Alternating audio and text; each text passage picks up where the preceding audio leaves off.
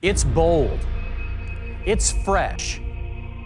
It's the start of something new. It's a church plant. But how did it start? Who birthed the idea? And what steps are taken to make it happen?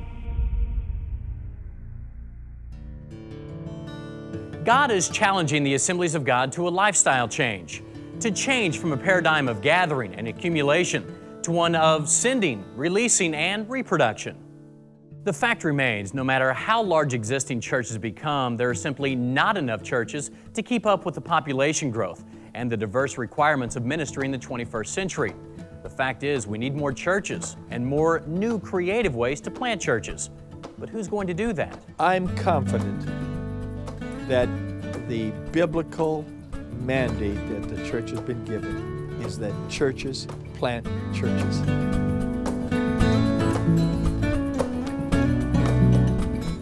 You know, church planting isn't about just building a building like we see here, although that may be a part of it. The objective is to sow, because in sowing, we reap a harvest we can't contain.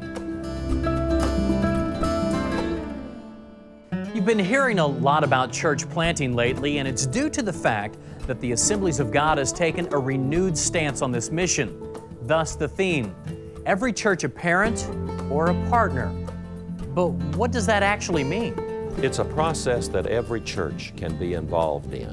Partnering means you join up with several other churches to plant a church.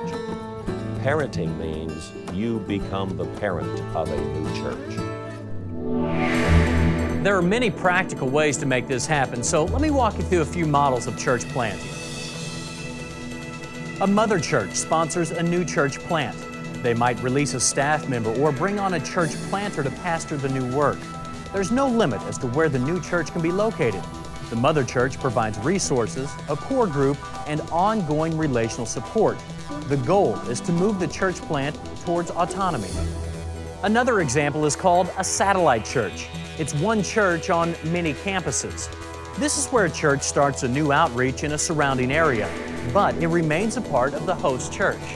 An internal church plant is where a new work is started within an existing church and targets a specific focus group. It could be ethnic, Gen X, youth, or a postmodern work. It shares the facilities with the host church and is supported by them as well.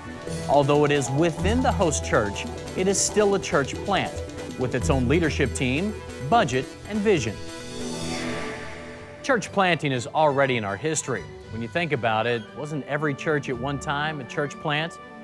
God gives fresh ideas and concepts to those who are willing to step out and take a risk. So be creative.